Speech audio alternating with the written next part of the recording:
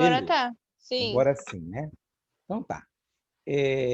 Então, só retomando, há uma grande corrida pela descoberta da vacina para combater o coronavírus, o Covid-19. Né? E aí tem algumas perguntas para a gente pensar por quê.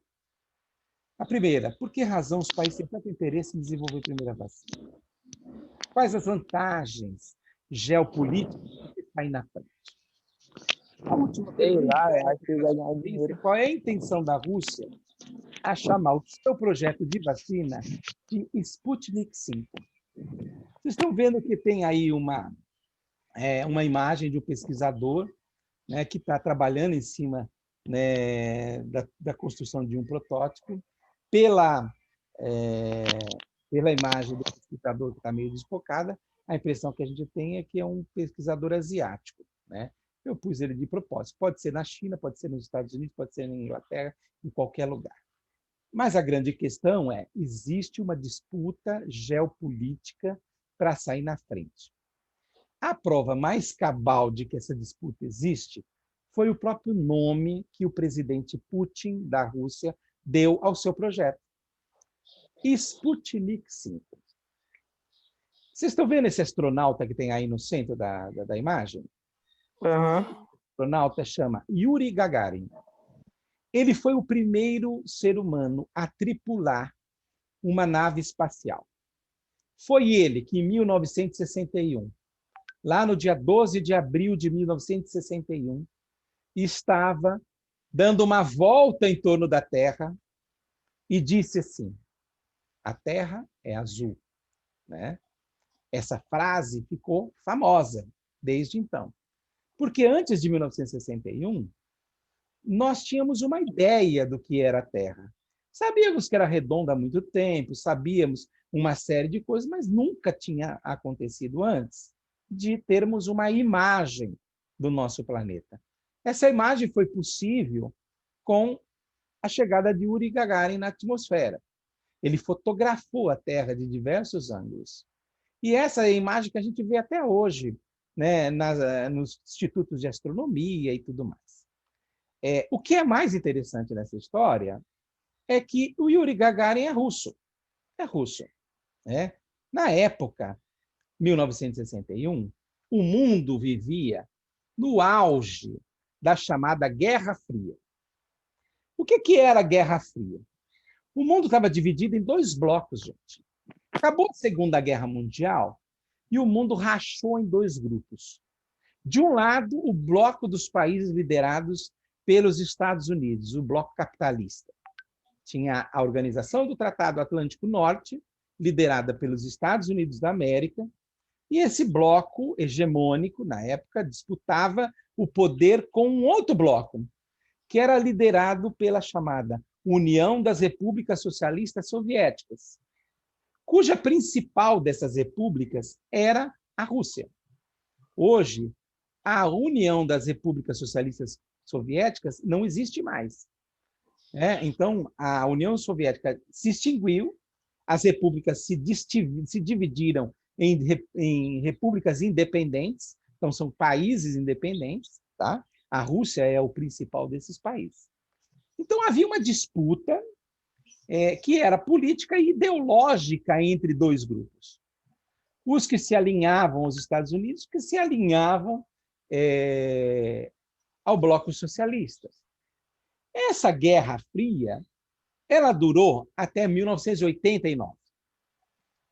Porque em 1989 aconteceu um episódio que marcou uma mudança fundamental nesse período. Na verdade, dois fatos.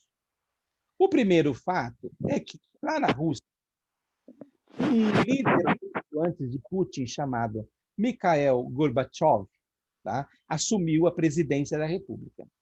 E o Gorbachev, ele queria fazer um movimento em direção à economia de mercado.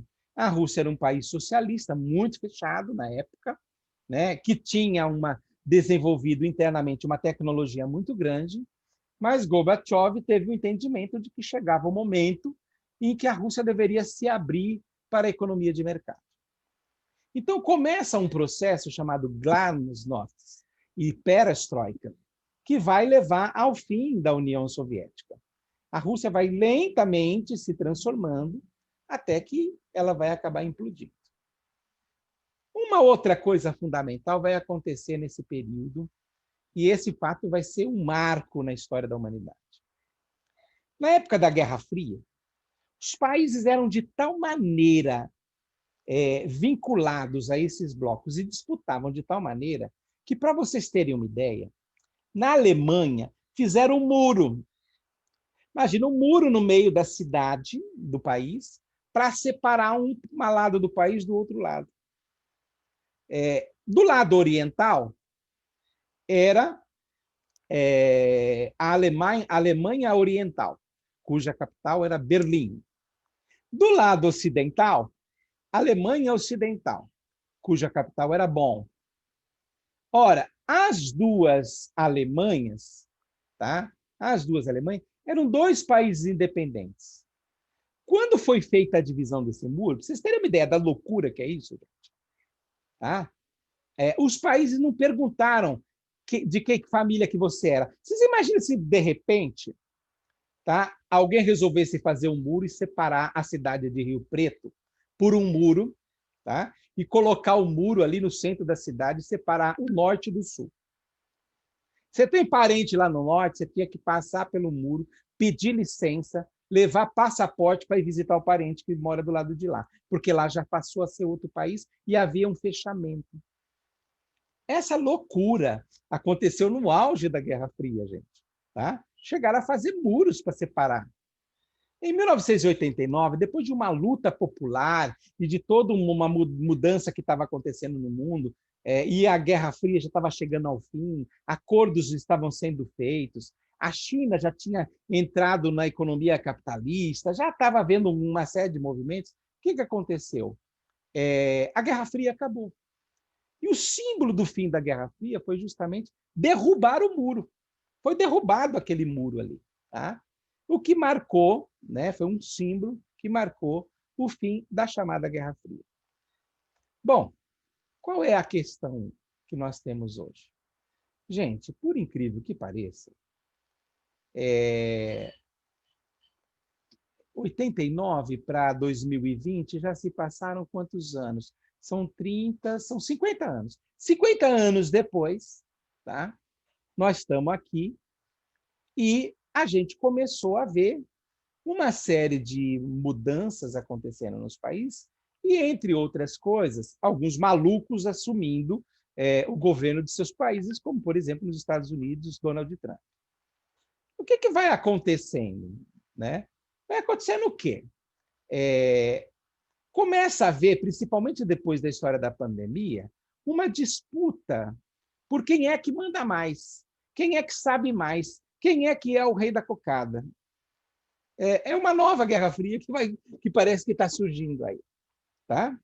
E aí, o que vai acontecer? A disputa pela descoberta da vacina vai virar uma nova corrida, como se fosse a velha corrida espacial.